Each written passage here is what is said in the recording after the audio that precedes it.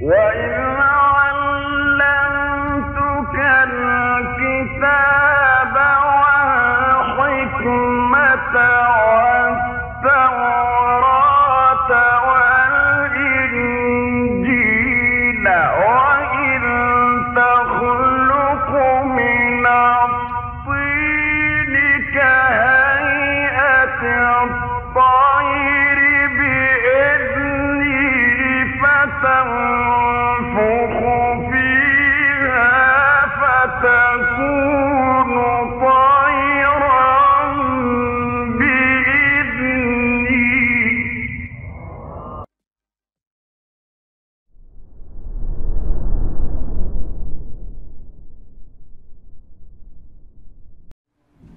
ونعوذ بالله من شرور أنفسنا وسيئات أعمالنا من يهده الله فلا مضل له ومن يضلل فلا هادي له أشهد أن لا إله إلا الله وحده لا شريك له وأشهد أن محمدا عبده ورسوله لا نبي بعده اللهم علمنا ما ينفعنا وانفعنا بما علمتنا وزدنا بكرمك علما يا رب العالمين اللهم إنا نسألك علما نافعا ورزقا طيبا وعملا متقبلا.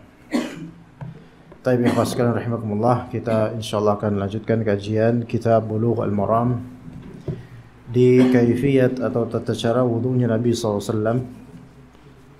Saham la 34 atau tidak sahih?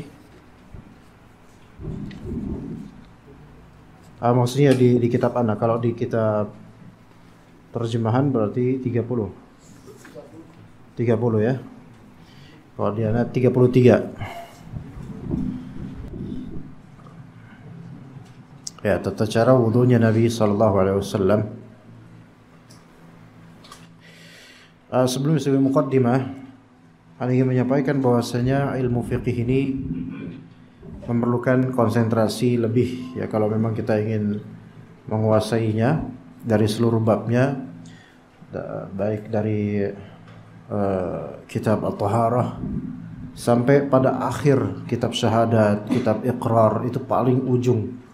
Yang mana insyaallah itu kita akan habiskan, insyaallah kita khatamkan nanti ketika ana udah punya cucu 5 orang. Insyaallah kita selesai insyaallah. Ya. Masih ada, ini kan sampai hadis 1354. Ya, kita baru 30. Kira-kira masih 1320 hadis lagi, enggak lama insyaallah. 10 tahunan mungkin insyaallah. Ya. Siap ya insyaallah. Iya, Anda nggak tahu apakah antum sudah resign ketika itu, maksudnya resign dari kehidupan atau resign dari pekerjaan, Anda nggak tahu. Tapi kalau kita itu menanamkan niat ilmu ini untuk menuntut ilmu ini untuk ibadah, mengangkat kejahilan, selagi juga ada keinginan untuk memberikan manfaat, maka insyaallah pahala terus ada insyaallah walaupun kita telah wafat. Bab wudu ini yang berkaitan dengan, semua berkaitan dengan daily life kita. Jadi sangat penting, dan seorang thalib itu harus atasnya untuk bersabar dalam menuntut ilmu, terutama ilmu fikih. Ini kita masih gampang, lebih mudah karena apa? Karena hadis-hadis yang langsung kita bahas. Kalau misalnya matan fikih yang ringkas, itu banyak kalimatnya itu mu'aqqadah, yaitu kalimatnya berbelit bagi penuntut ilmu permula. Ya. SMS-nya dia dikecilin dari cuit-cuit mulu tadi. Ntar kalau cuit sekali lagi nanti anak sita dan buat anak. Taib. Kitab atau bab atau masalah kaifiyat wudu'in Nabi sallallahu alaihi wasallam, tata cara wudu'nya Nabi sallallahu alaihi wasallam, ini sesuatu yang vital untuk kehidupan kita karena ini adalah syarat sah dan juga kunci salat, sehingga wajib atas setiap muslim untuk mempelajarinya dan tidak ada masa intiha, yaitu selesai dari belajar tentang wudu. Setua apapun seorang alim, maka dia layak tetap untuk mempelajari fiqih taharah. Ya, mempelajari fiqih taharah. Baik, kita mulai dari hadis 3. Fadhal. Bismillah, alhamdulillah, wassalatu wassalamu ala rasulillah wa ala alihi wa sahbihi ajma'in, amma ba'd. Qala al-musannif rahimahullah ta'ala wa an Humran mawla Uthman radiyallahu anhu anna Uthman da'a biwudu'in فغسل كفيه 3 مرات ثم تمضمض واستنشق واستنثر ثم غسل وجهه 3 مرات ثم غسل يده اليمنى إلى المرفق 3 مرات ثم اليسرى مثل ذلك ثم مسح برأسه ثم غسل رجلاه اليمنى إلى الكعبين 3 مرات ثم اليسرى مثل ذلك ثم قال رأيت رسول الله صلى الله عليه وسلم توضأ نحو وضوء هذا متفق عليه. Baik. Boleh mashur ra's nanti setelah itu insyaallah, yaitu mengusap kepala, ada fikih tersendiri insyaallah taala. Baik, kita mulai dari Humran. Nah, Humran ini salah satu sahabat Nabi yang mana Humran dulunya adalah budak dan dibebaskan oleh Uthman bin Affan. Maka beliau meriwayatkan perbuatan Uthman bin Affan yang merupakan hikayat perbuatan Nabi sallallahu alaihi wasallam. Wafatnya Humran bin Aban ini yaitu tahun 75 Hijriah. Adapun Uthman bin Affan tahun 35 Hijriah. Jadi Humran wafat tahun 75 dan Uthman wafat tahun 35, beda sekitar 40 tahun. Ya. Beda sekitar 40 tahunan jangka wafatnya. Kata beliau, anna Uthmana da'a biwudu', bahwasanya Uthman bin Affan yaitu minta didatangkan air wudu. Wudu itu al-ma'ul ladzi yutawadda'u bihi, air yang dipakai untuk berwudu. Ini menunjukkan bolehnya seorang alim, majikan atau yang bermartabat lebih atas di keluarga untuk meminta orang yang lebih bawah derajatnya seperti murid, anak, budak atau mantan budak yang dia bebaskan untuk mendatangkan atau menservis dirinya, mendatangkan air wudu, memijat dan semisalnya, itu boleh. Dan hal tersebut bukan berarti bertentangan dengan afdaliyah kita untuk tidak meminta kepada orang bantuan. Karena isti'anah atau meminta bantuan ada kalanya itu mubah, ada kalanya makruh, ada kalanya muharram. Mubah itu untuk hal-hal yang secara urf dianggap sebagai biasa atau lazim. Mubah dari isti'anah, minta tolong, yaitu untuk hal-hal yang dianggap biasa oleh urf atau yang lazim. Yang biasa oleh urf seperti minta didatangkan air wudu, minta dibuatkan teh dan semisalnya. Atau yang lazim, isti'anah yang sifatnya secara urf itu lazim. Untuk pasangan suami istri misalnya, ya kelaziman suami biasanya secara urf adalah minta dibuatkan ini, minta dibuatkan itu. Begitu juga dengan istri, kelazimannya minta dibantu untuk melakukan ini, minta dibantu untuk melakukan itu. Ya begitu. Misalnya suaminya diminta tolong dong belikan segalon air misalnya. Ya, biasanya istri minta ke suami, ini sesuatu yang lazim. Lazim dalam artian biasa dan merupakan hal yang merupakan konsekuensi untuk rumah tangga zaman sekarang. Semua dari kita sekarang kan rata-rata pakai dispenser, ya tidak? Atau masih seperti dulu? Istri masak, kemudian dari air keran dimasak, terus ditabung airnya, air panasnya di termos. Dan di termos di atasnya itu ada gumpalan plastik. Masih ada kayak gitu nggak? Masih? Antum kayak gitu? La haula wala quwwata illa billah. Berarti antum termasuk konservatif. Bahasa kerennya itu jadul ya. Nah, isti'anah seperti ini tidak menafikan bagaimana perkataan Abu Bakar radhiyallahu anhu bahwasanya aku tidak pernah meminta bantuan kepada seorang pun walaupun cuman angkat sendal, geser ini geser itu ya. Tapi pada hakikatnya manusia itu makhluk sosial yang membutuhkan bantuan atau peran dari orang lain. Taib, kemudian faghasala kaffaihi thalatha marrat. Kemudian beliau mencontohkan ghasl. Ghasl yaitu mencuci, membasuh. Beda dengan masah ya, membasuh kaffaihi. Kaf. Apa itu kaf? Kaf itu pergelangan tangan, dari jari sampai pergelangan tangan. Ini kaf.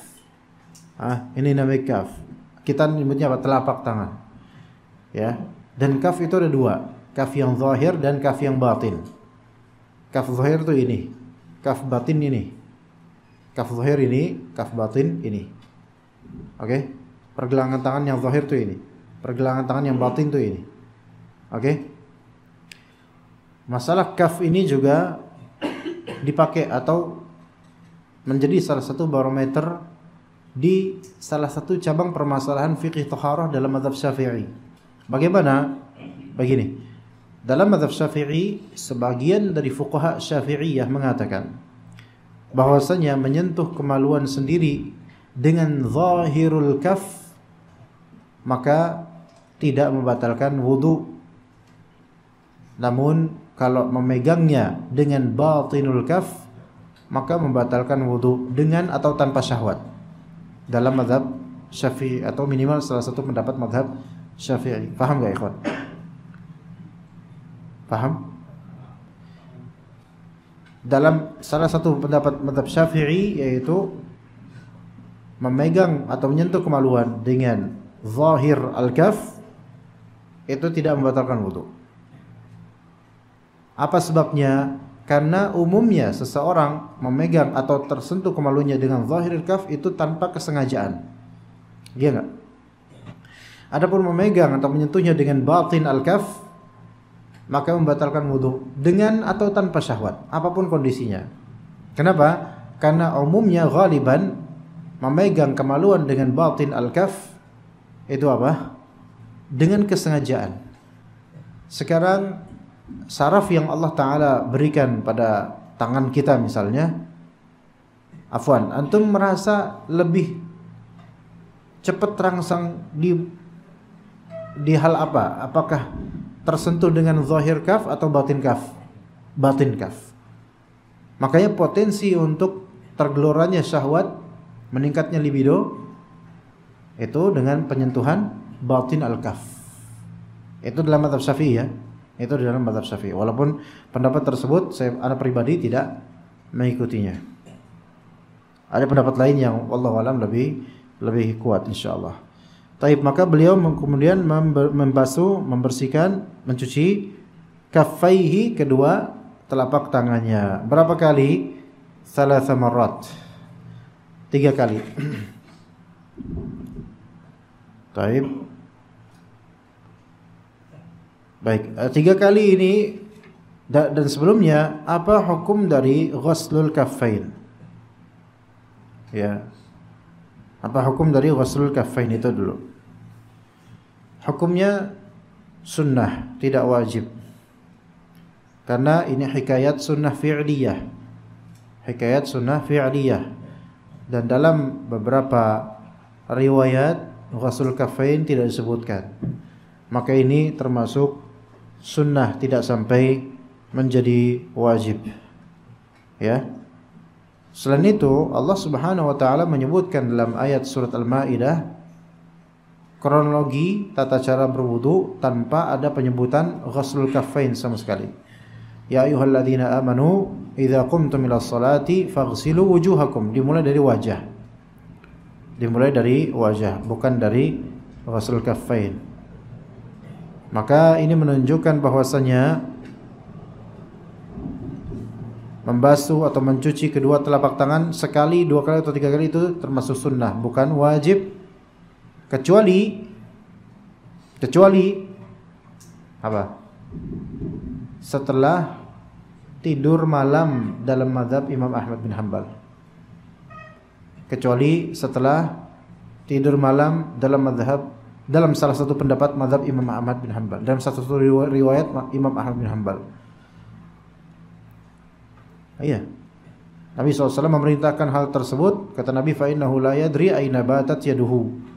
Karena seseorang tidak mengerti di mana tangannya berkeliaran di malam hari. Maka dalam salah satu riwayat dalam mazhab Imam Ahmad mengatakan bahwasanya mencuci tangan setelah tidur malam itu wajib. Kapan? Ketika ingin berwudu atau ketika ingin mencelupkan tangan di bejana.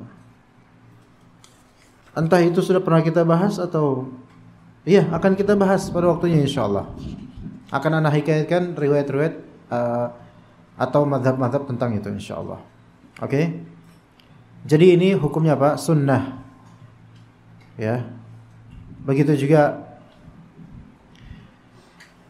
kata Ibnu Qudamah rahimahullah dalam kitab Al-Mughni, "Wa laisa ghasluhuma biwajibin 'inda ghairil qiyami minan naumi bighairi khilafin na'lamuh."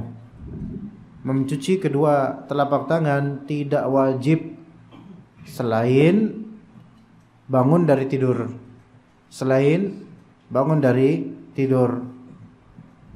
Adapun bangun dari tidur dalam mazhab Imam Ahmad ada dua pendapat. Pendapat pertama yaitu seluruh macam tidur. Pendapat kedua yaitu tidur malam. Ala kulli hal, kalau kita berwudu bukan setelah tidur nyenyak, maka hukum asalnya tidak wajib untuk mencuci kedua tangan, melainkan sunnah. Taib, kemudian berikutnya thumma madmada, dalam riwayat thumma tamadmada wastanshaqa wastanthara. Berarti di sini ada beberapa kronologi dan beberapa mufradat yang antum dapatkan. Pertama, olah aduh tenan niki. Aduh itu artinya apa? Nah, baik jiddan. Tolong diamankan. Sudah telat. Oke.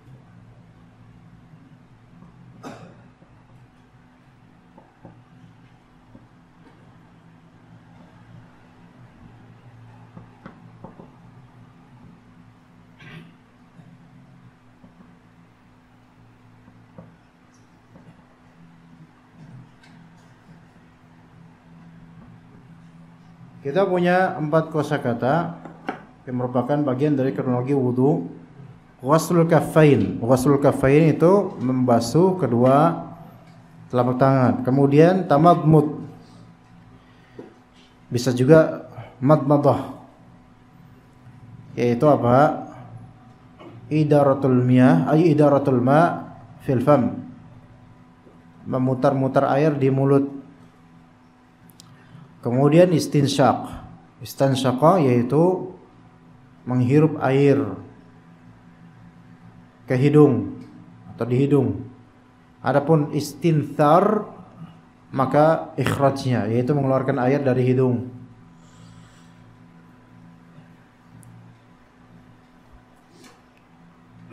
Dan istinthar ini merupakan far'un minal istinsyaq. Istinthar merupakan cabang dan konsekuensi dari istinsyaq. Sehingga istinthar tidak bisa dilakukan tanpa istinsyaq, dan istinsyaq harus ada perlakuan istinthar setelahnya.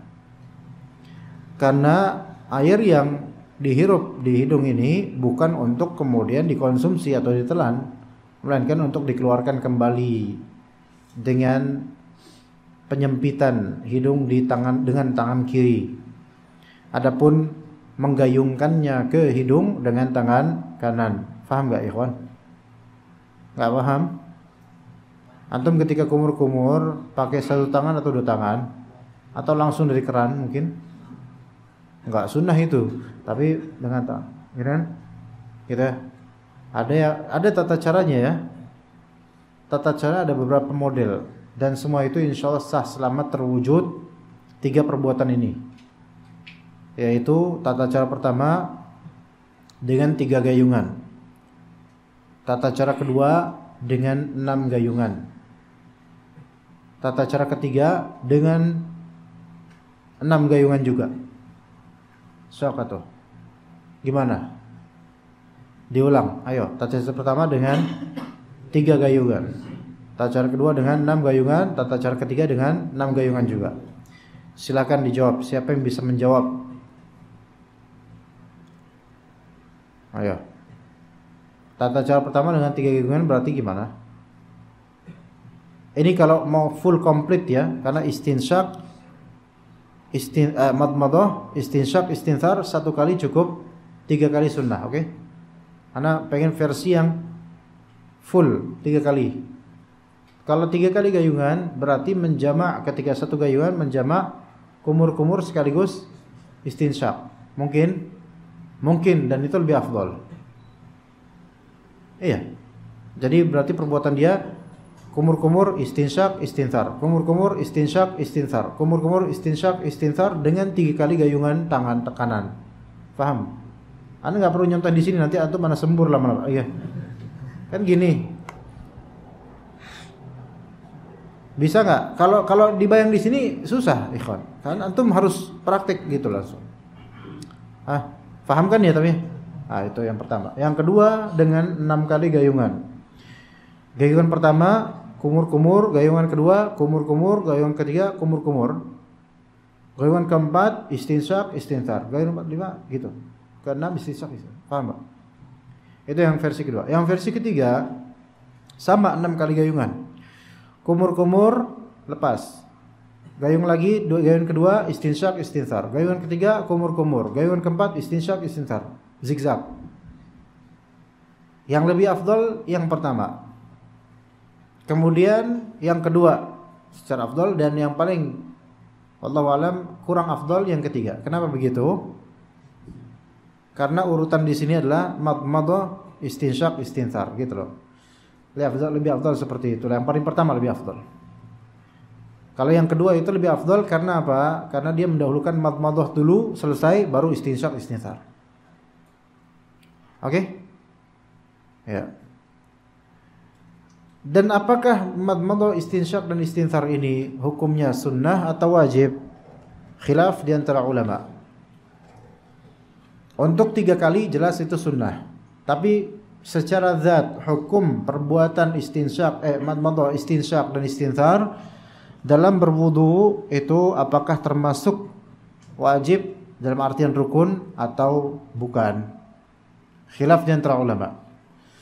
Banyak dari ulama mengatakan bahwasanya hukumnya tidak wajib, melainkan sunnah, dengan alasan bahwasanya di dalam surat Al-Maidah tidak disebutkan madmadah, tidak disebutkan istinsyak istinthar. Seandainya dia termasuk rukun, maka tentulah disebutkan dalam ayat Al-Maidah.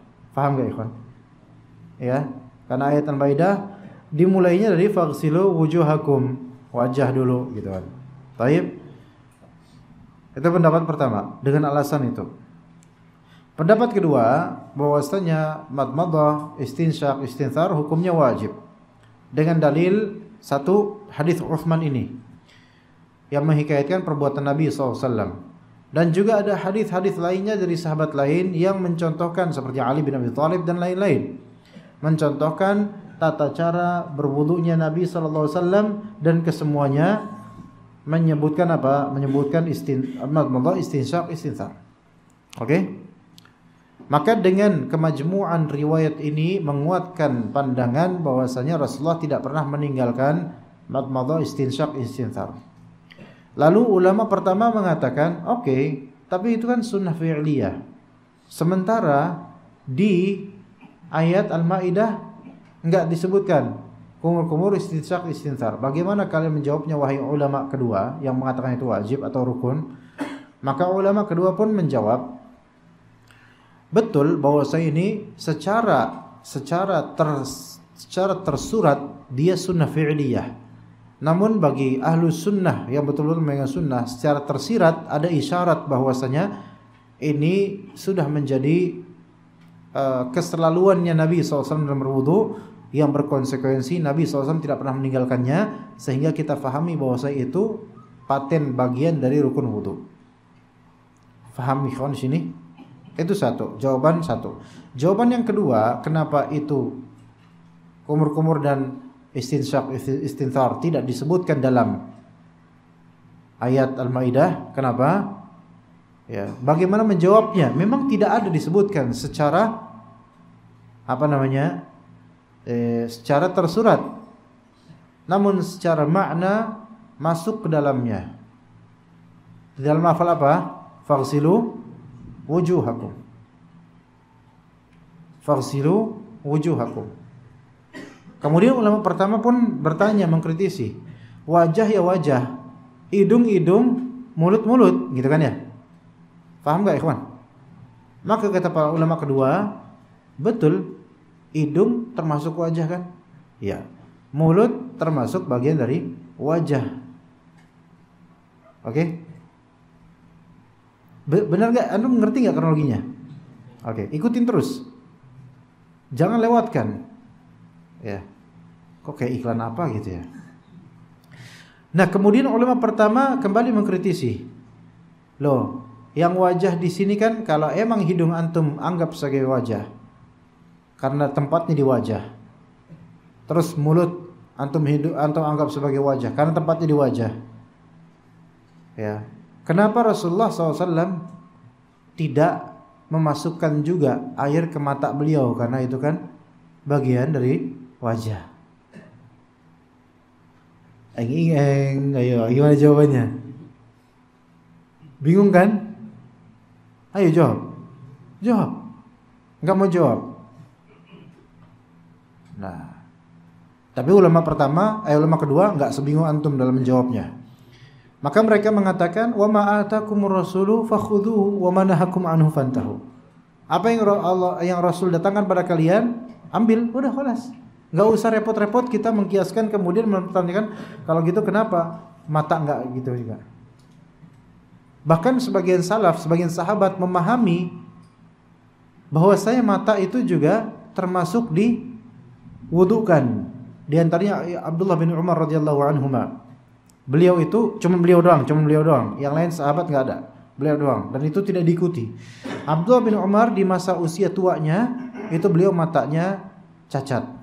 Karena apa? Karena dulu sejak lama beliau itu berwudu dan di antara kebiasaan beliau berwudu matanya juga dimasukkan air olehnya. Karena beliau memahami itu bagian dari wajah juga. Namun ulama kedua pun tidak ikut Ibnu Umar. Kenapa? Karena ulama kedua ini hanya berpatokan terhadap apa yang terlakukan oleh Nabi SAW saja.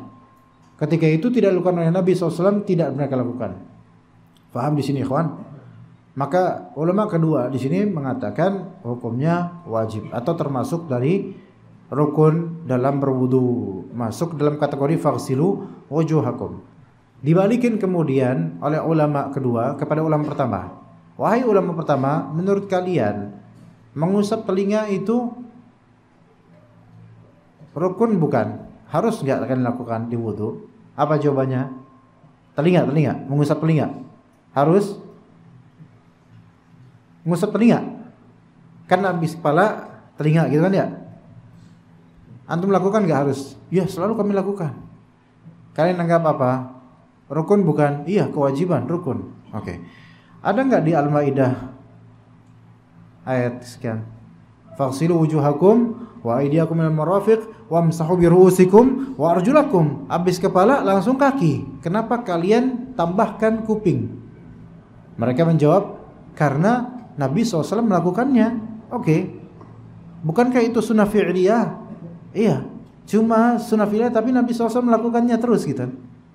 Dan kemudian mereka mengatakan karena telinga ini masuk ke dalam kategori ru'usikum, yaitu ru'usakum, yaitu apa? Kepala. Lah begitu juga dengan ini dan ini. Paham enggak, ikhwan? Siapa yang belum paham? Dimas mana Dimas? Kok tumben enggak ada? Ah, alhamdulillah, makanya anak semangat gitu ya, anak senang gitu ya. Taib, kemudian berikutnya thumma ghassala wajhahu 3 marrat, kemudian beliau membasuh wajahnya 3 kali. Membasuh wajahnya 3 kali, dan ini dengan ghusl. Dan wajah itu hadnya ada dari segi bentangan arad dan dari segi tul. Kalau dari segi arad yaitu dari ujung terdepan telinga sampai ujung terdepan telinga. Sini. Ya, sampai sini. Oke, itu wajah. Dari segi lebar, dari segi tul panjang yaitu dari awalu nabat asy-sya'r. Yaitu yang paling secara ghaliban umumnya orang awal tumbuh rambut di sini. Ya di sini berarti sampai dzaqn yaitu dagu. Bawahnya enggak usah. Pakai dagu, batasan dagu. Ya. Dan kemudian kontekstual, secara kondisional, kalau seseorang memiliki jenggot yang tidak lebat, tidak kathif, maka itu termasuk bagian dari wajah dan wajib dibasuh. Batasan jenggot kathif itu apa? Yaitu seberapa lebatnya, yaitu ketika dia seperti ini, bagian belakang jenggot itu tidak kelihatan. Nah, seperti ini termasuk lebat. Kelihatan enggak, ikhwan? Enggak kan? Termasuk. Adapun kalau cuman 2 helai, 3 helai, 4 helai, 5 helai, kemudian 2-nya agak pendek karena bekas kebakar atau gimana, oke, itu ya harus kena dengan air basuhan wudu ketika membasuh wajah. Oke? Tadi kita bilang secara umum batasannya semuanya adalah di awal tumbuhnya rambut di sini sampai sini. Bagaimana dengan orang yang Allah takdirkan kepalanya kepala profesor? Ya. Walaupun kecerdasannya TPA atau PAUD. Nah, itu gimana? Dia kan enggak ada rambut di sini, mulus. Ya kan? Lalu apakah, dan baru tumbuh rambut di sini nih, set, gitu kan? Apakah dia harus sampai sini gitu? Enggak. Dia mengikuti dengan umumnya manusia. Sini. Oke? Ya. Begitu. Kemudian thumma ghassala yadahu al-yumna ila al-mirfaqi 3 marrat thumma al-yusra mithla dhalik. Kemudian dia membasuh tangan kanannya ilal mirfaq menuju ke siku 3 marrat, 3 kali sunnah, wajibnya 1. Nah, kemudian kiri juga begitu, mithla dzalik. Perhatikan di sini lafal ila memiliki beberapa makna, tetapi makna di sini intihaul ghayah. Jadi lafal seperti min dan ila, min itu ibtidaul ghayah, kalau ila itu intihaul ghayah. Apa maksudnya? Min adalah permulaan dari tujuan dan ila adalah akhir dari tujuan, intihaul ghayah. Para ulama berbeda pendapat mengenai apakah siku termasuk bagian yang wajib kena basuhan air atau tidak, khilaf di antara ulama.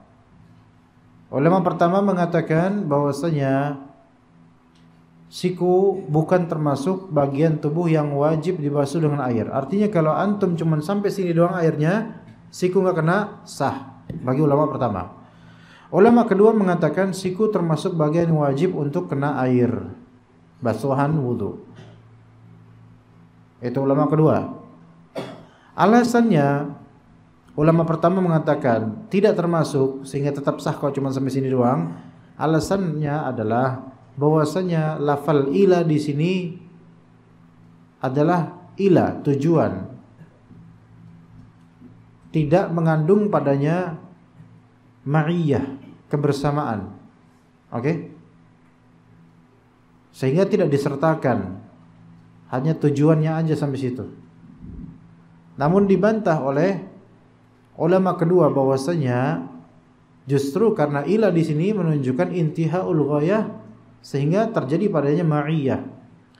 Harus ada kebersamaan, yaitu kena juga dia. Sikunya juga harus kena. Karena seseorang ketika menuju sesuatu, maka dia harus sampai tujuan dan berada di tujuan. Paham gak di sini, kawan? Misalnya, akhi antum mau kemana? Ana mau ke Cirebon. Oke. Ternyata antum cuman sampai Indramayu. Berarti antum ke Cirebon enggak? Enggak. Baru disebut antum ke Cirebon benar-benar kalau sampai di Cirebon. Benar enggak? Ya, selesai. Ya, itu yang sahih. Jadi tetap wajib ini, ya. Wajib siku itu kena. Bahkan dalam riwayat Abu Hurairah radhiyallahu anhu mencontohkan, suatu saat nanti kita bahas, yaitu dilebihkan. Tapi ini hadis namanya hadis mudraj. Suatu saat nanti kapan gitu kita akan bahas mana ya hadisnya. Sebenarnya secara rinci kita akan bahas nanti pada waktunya, insyaallah taala. Hadis Abu Hurairah ada enggak? Ya pokoknya begitulah. Oh, hadis ke-40. Faman istata'a minkum an yutila ghurratahu falyaf'al. Itu nanti insyaallah pada waktunya kita bahas. 10 hadis lagi ya. Maka itu wajib sampai ke siku. Thumma masaha bi ra'sihi. Kemudian beliau mengusap kepalanya, dan itu juga masuk ke dalamnya telinga. Ya, telinga. Karena nanti dari hadis Abdullah bin Amr bin Al-As akan ada takhsis, akan ada tabyin, bayan, penjelasan lebih lanjut mengenai mashur ra's, mengusap kepala. Insyaallah nanti kita bahas. Thumma ghassala rijlahu al-yumna ila al-ka'bayn 3 marrat, thumma al-yusra mithla dhalik. Kemudian Rasulullah SAW membasuh kaki kanannya sampai ke kedua lutut 3 kali. Kemudian kaki kiri 3 kali juga. Wajib fardhu. Thumma qala, kemudian berkata, ra'aitu Rasulullah sallallahu alaihi wasallam tawadda'a nahwa wudu'i hadza. Kata Utsman bin Affan, aku telah melihat Rasulullah SAW wudu seperti wudu saya ini, maka ikuti ya.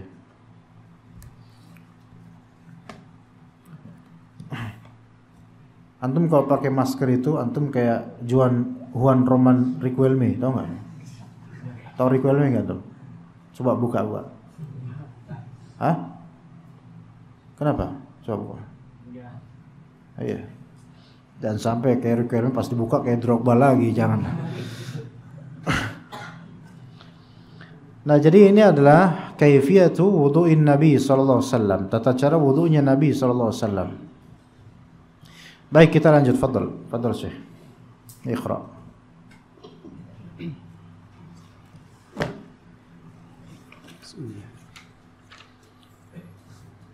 Wa an Ali radhiyallahu anhu fi sifati wudu'in Nabi sallallahu alaihi wasallam qala wa masaha bi ra'sihi wahidatan akhrajahu Abu Dawud. Ahsant. Istamir.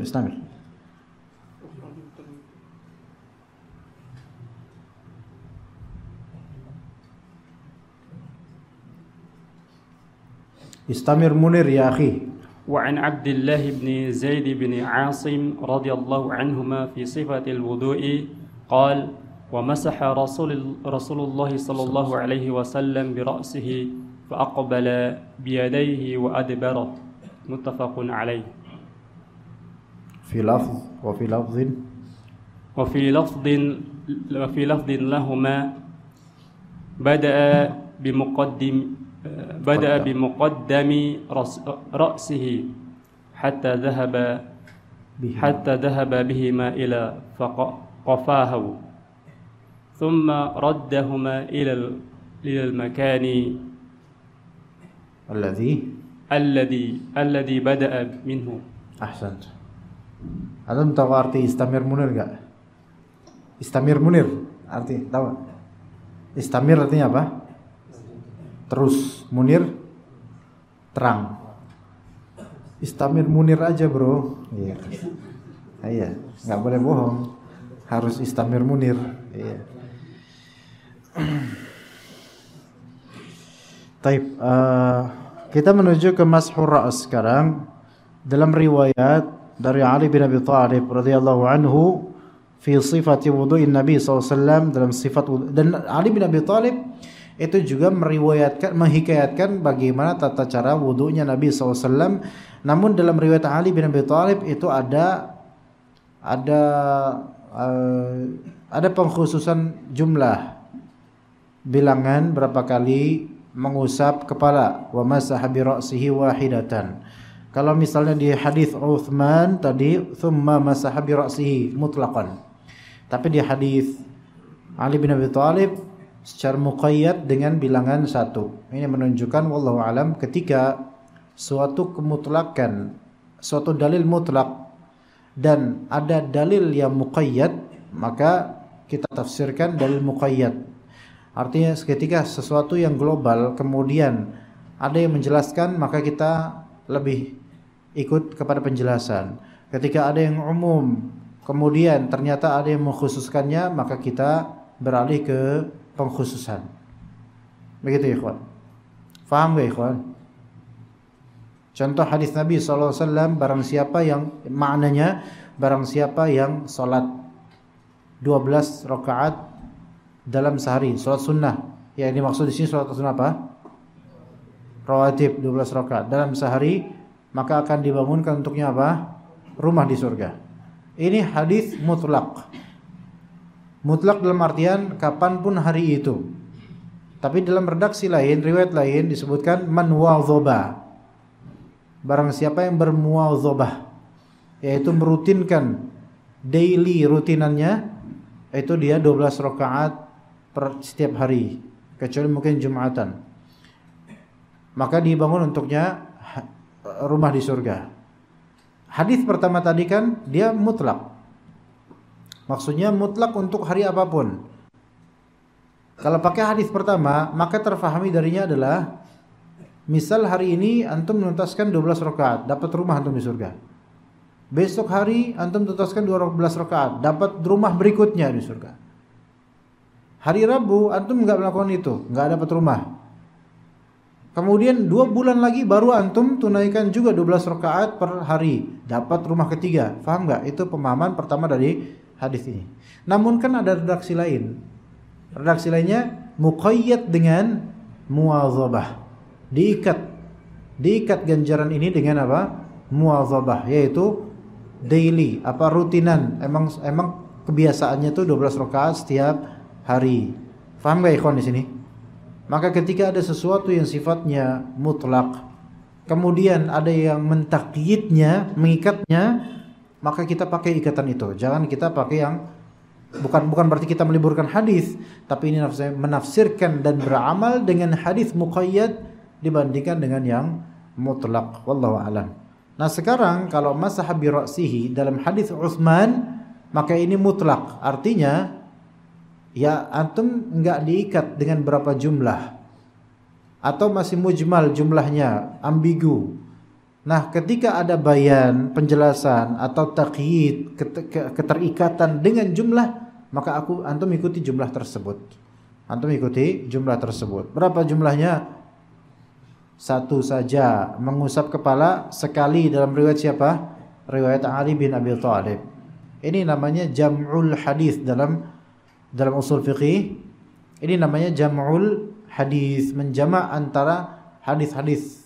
Bukan tarjih, tapi jam'ul hadis, mengkompromikan antara hadis. Karena hadis Utsman ini tidak dianggap batil, tidak. Hanya saja dilengkapi dengan hadis Ali bin Abi Thalib dari segi apa? Keterangan jumlah berapa kali beliau mengusap rambutnya, kepalanya. Dalam bahasa Arab ini dalam bahasa Arab penyebutan rambut di sini bukan dengan sya'ar, melainkan dengan ra's. Itu harus diperhatikan baik-baik. Ra's di sini memang diartikan dan beliau mengusap kepalanya 1 kali. Walaupun secara praktek yang diusap bukan kulit kepala, tapi apa? Rambut bagi yang memilikinya. Dalam bahasa juga disebut qat'ur ra's, yaitu cukur kepala. Bukan. Qat'ur ra's kalau kita artikan secara literal, artinya apa? Harfiah? Motong kepala, menggal. Tapi bukan itu artinya. Bukan itu. Menggal itu bahasa Arabnya bukan qat'ur ra's, tapi bahasa Arabnya dzabh atau nahr. Fashalli bi rabbika wanhar. Oke? Fadzabahuha, dzabh. Itu menyembelih, memenggal. Memotong kepala. Tapi kalau bahasa Arabnya qat'ur ra's, ke dalam fikih, dalam hadis, qat'ur ra's itu bahasanya. Artinya adalah qassus sya'r, yaitu mencukur rambut. Itu artinya. Dibahasakan dalam bahasa sunnah ini, bahasa hadis dengan ra's. Kenapa? Karena tidak semua orang punya rambut. Gitu. Oke?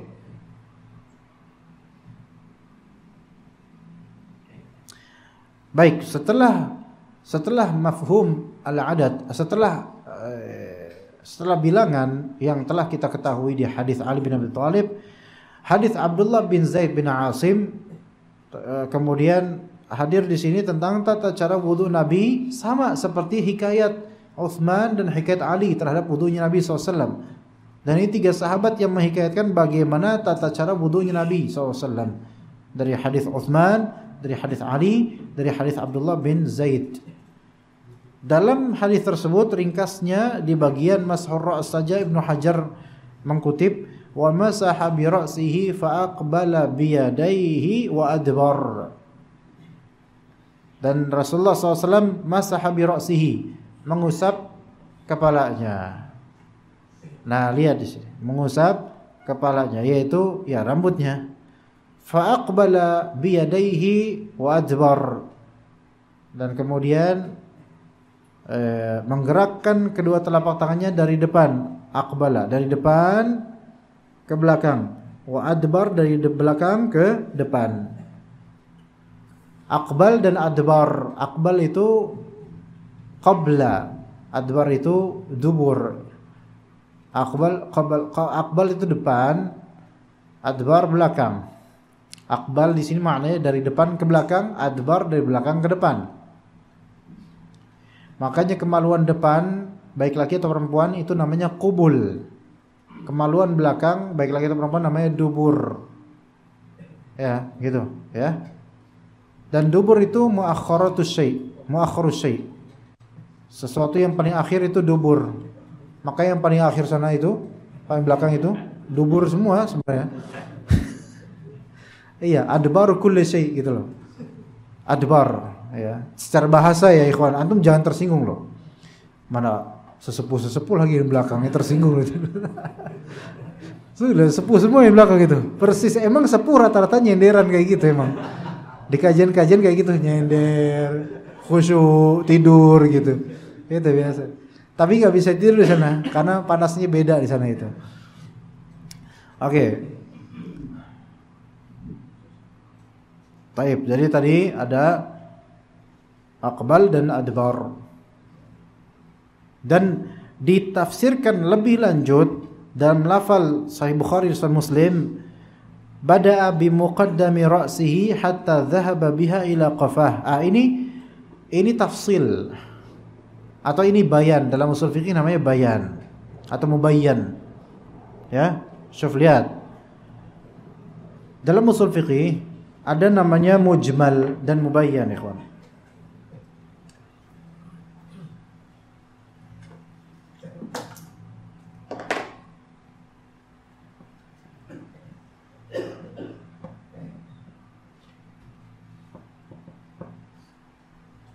Mujmal itu artinya bahasanya secara positif aja ambigu. Ambigu. Bisa bersayap, bisa ambigu, bisa belum begitu jelas. Butuh tafsiran, itu mujmal. Oke? Kadang disebut juga random, itu mujmal. Antum melihat teman antum tingkahnya itu nggak jelas, maka random banget si antum, bisa dia mujmal banget si antum, ya mujmal. Gitu lah. Adapun mubayyan atau bisa juga disebut dalam usul fikih sebagai al-bayan. Ya. Sesuatu yang jelas. Ya. Jadi hadis ini mubayyin, penjelas, dan yang diwartakan di sini sesuatu yang mubayyan, terjelaskan, tercerahkan. Berawal dari apa? Masaha bi ra'sihi, dari hadis Utsman bin Affan. Lafalnya apa? Tsumma masaha bi ra'sihi. Dia masih mujmal dari dua hal. Mujmal terhadap dua hal, masih ambigu terhadap dua hal. Hal pertama dari segi berapa kalinya. Mujmal kan enggak jelas, belum tahu. Dari segi kaifiyahnya, tata caranya juga mujmal. Oke? Maka hadis Ali, ya, hadis Ali ini hadis yang menjelaskan tentang apa? Adadul masah. Tentang jumlah usapan. Maka dia adalah hadis ini hadis mubayyin. Dan hukum ini sekali usapan itu sesuatu yang mubayyan, terjelaskan, tercerahkan, sesuatu yang jelas, kelas. Dari sesuatu yang tadinya mujmal ambigu dari segi berapa kalinya. Adapun hadis Abdullah bin Zaid, ya, dengan beberapa redaksinya, ini hadis menjelaskan apa? Keambiguan tata cara mengusap kepala. Sekarang kalau misalnya dibiarkan begitu saja antum menafsirkan mengusap kepala sesuai kehendak antum, maka terjadilah yang terjadi. Ya. Paham gak ikhwan?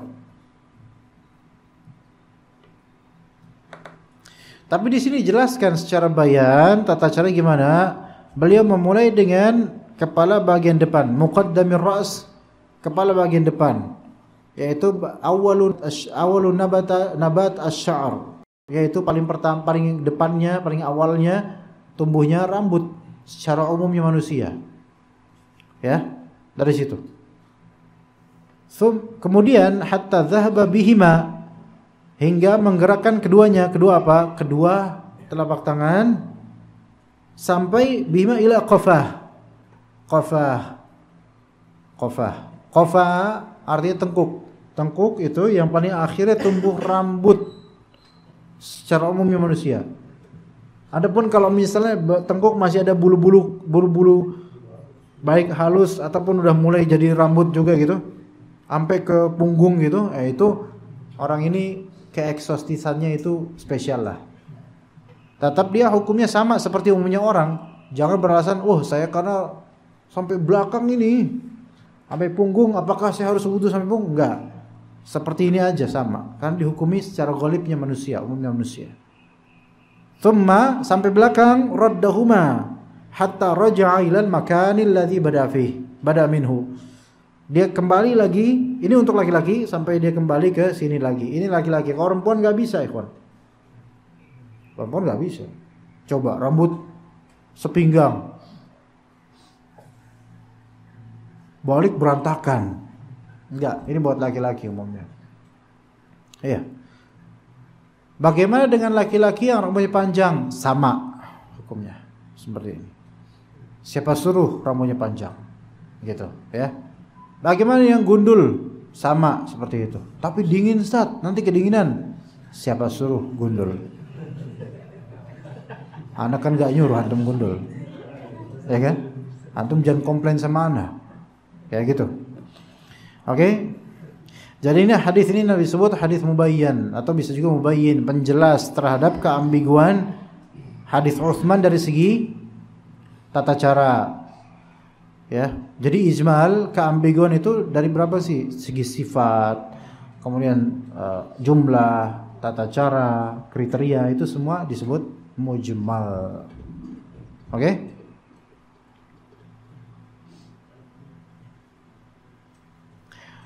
Baik, hadis berikutnya, fadhal. Mas Bro. Atau udahan? Antum maunya gimana? Udahan atau lanjut ini? Enggak, kayaknya antum udah tutup kitab gitu kayaknya, enggak apa. Lanjut aja sekali lagi, sedikit lagi. وعن عبد الله بن عمرو رضي الله عنهما في صفة الوضوء قال ثم مسح برأسه وأدخل إصبعيه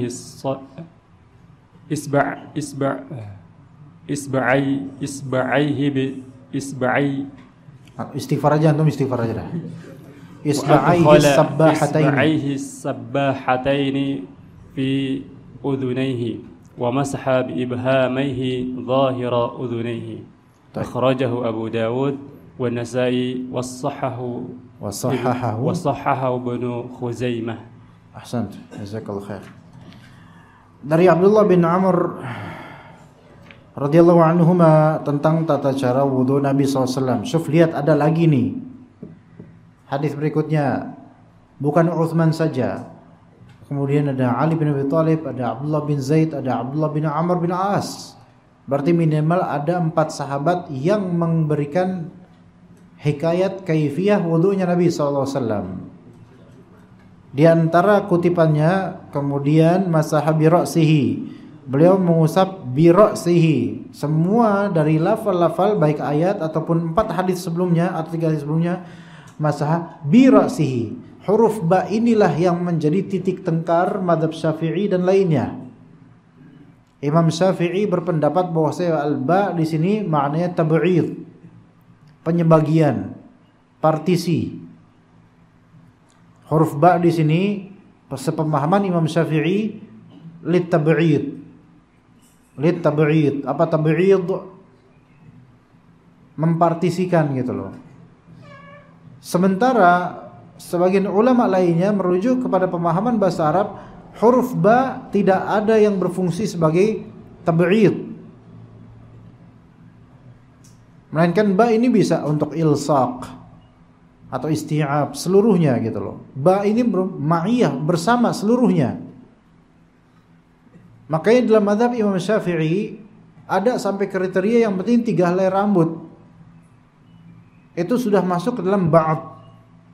Karena ba'd itu kemajmukan dan aqallul jama' thalathah. Seminimalnya jama' itu 3, seminimal plural itu 3, makanya 3 helai. Dalam mazhab Syafi'i ada pendapat seperti itu. Atau ba'd di sini sebagian yang penting disebut ba'd.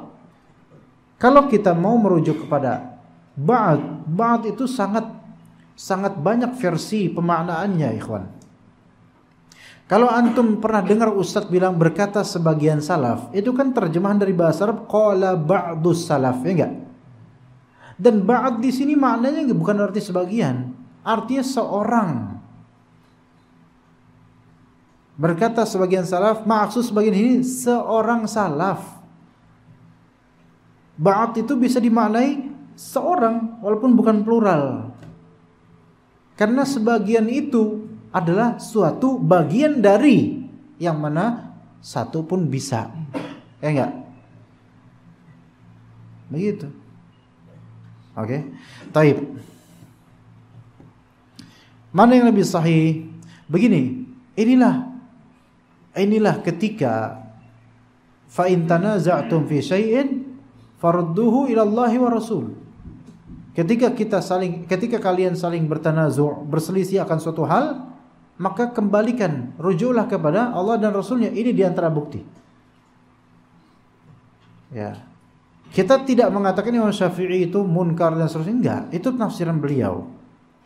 Tapi adanya hadis Abdullah bin Amr ini yang disebut oleh ulama usul fiqih sebagai nas. Nas yaitu sesuatu yang sudah tidak muhtamal lagi. Sesuatu yang tidak bisa multi tafsir lagi. Sesuatu yang sudah pakem kayak gini gitu loh. Enggak perlu lagi, itu sudah memecah keributan antar kita. Plek, udah ini. Plus nasnya. Nasnya begini, plek gitu. Itu gitu. Nas, namanya nas dalam usul fiqh. Yaitu suatu hal yang tidak ada 2 tafsiran terhadapnya, hanya satu makna, khalas ini. Nah, masaha bi ra'sihi hadis siapa tadi? Abdullah bin Zaid tadi itu kan menjabarkan tata caranya. Kalau antum perhatikan hadis Abdullah bin Zaid, antum akan dapatkan tata cara yang dilakukan oleh beliau radhiyallahu anhu. Apakah untuk seluruh kepala atau cuma sebagian? Seluruh kepala. Dan ini nas yang membuat perselisihan kita harus selesai. Sudah ada hadisnya selesai. Sudah, pakai ini aja. Maka huruf ba dalam famsahu biru'usikum memasaha birasihi, ba di sini tafsirannya di hadis Nabi, hadisnya Abdullah bin Zaid. Oke, paham di sini, kawan? Maka seorang sekarang kalau udah belajar di sini dan faham dengan jelas hadis-hadis ini, maka tegak atasnya hujjah untuk mengikuti hadis ini. Ya. Begitu. Bagi laki-laki. Kemudian kita lanjut. Hadis Abdullah bin Amr, masah bi ra'sihi fa adkhala isba'aihi as-sabbahataini fi udhunayhi. Kemudian memasukkan kedua jari telunjuk ke dalam telinganya. Oke? Ke dalam telinganya. Begini. Kemudian wa masaha bi ibhamaihi zahira udhunayhi. Jadi kita punya apa? Fi udhunayhi dan zahira udhunayhi. Fi berarti batinnya, dalamnya, dalam. Ya. Maka membersihkan bagian dalam itu dengan telunjuk. Adapun zahira udhunayhi, bagian daun yang luar. Kayak gini. Ya. Zahira udhunayhi. Ini dengan ibham zahir. Dan di sini untuk telinga itu tidak perlu harus semua bagian telinga. Antum enggak detail enggak apa-apa, sebagaimana rambut. Kan enggak semua rambut harus kena air ketika wudu, ya enggak? Begitu juga telinga, makanya bahasanya masaha. Kalau ada yang tersisa dari ini enggak masalah. Kepala pun begitu, rambut antum pasti enggak tersisa, pasti tersisa, enggak kena air, ada enggak masalah. Tapi kalau ghusl wajah, tangan, kaki, oh itu lebih ketat. Ya begitu. Wallahu a'lam. Baik, kita cukup untuk materi sampai sini insyaallah. Karena tidak ada Dimas, sepertinya tidak ada pertanyaan. Ada soal? Ikhwan? Yakfi insyaallah. Yakfi insyaallah. Cukup sampai sini, mudah-mudahan manfaat insyaallah. Kita bertemu pada pertemuan mendatang biidznillah taala wa bitaufiqih. Wa sallallahu ala nabiyyina Muhammadin wa ala alihi wa sahbihi ajma'in. Subhanakallahumma bihamdika asyhadu an la ilaha illa anta astaghfiruka wa atubu ilaik. Assalamualaikum warahmatullahi wabarakatuh.